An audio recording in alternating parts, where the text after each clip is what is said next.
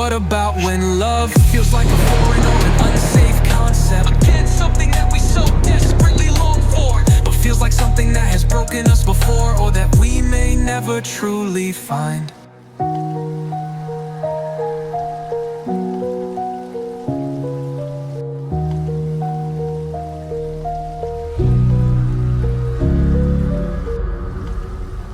What if instead of feeling blessed behind that forced smile, we feel like everything has been a curse? Just be thankful for your family, they say. But what if you grew up in a home where all you knew was horrific abuse? What about when every one of your relationships have been marked by pain and abuse, and your heart and your safety and your joy and your peace and hope feels like it is nowhere to be found? What if your parents and siblings in your family have all died or are gone, and you are left to make sense of it and to carry it, and are forced to live that experience alone, trying to make sense of it all? It is easy to feel overwhelmed, yes, but there really is nothing easy about it, so practice gratitude, they say. But if we are really honest, when we think of all of the pain from the past, the regret, the guilt and the shame, and it feels like that is all we have ever known, or alone, that is all we may ever know, and the heavy sinking reality settles in, it can be very hard to think with positive feelings about what we are grateful for. Why?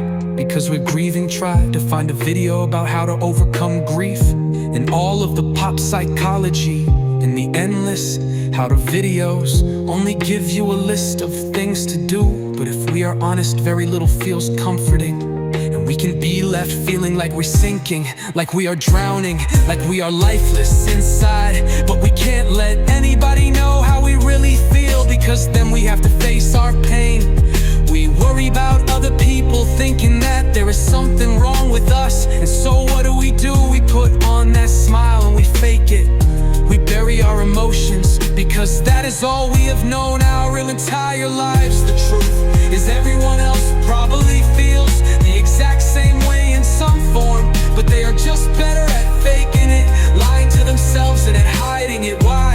Because they don't want anybody else to see how broken they really are on the inside too. When it comes to grief, one of the first things they tell you to do is to journal, to acknowledge and write down your feelings. But that means we actually have to feel them, and well, that would be painful. Yes, it is. It is very painful, because we have learned to ignore them for so long, and have tried to avoid and numb them our entire lives. Some of us have learned to live in survival mode, or fight and flight our whole lives. The opposite of fight or flight is to freeze, fawn or faint. Some of us live in the second one, but most of us live in both, and we get stuck there.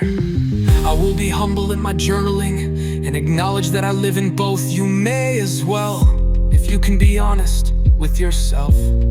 It is vulnerable and painful to be honest. I don't have the 10 steps to feeling happy, but I know that faking it until you make it only destroys us more. I know.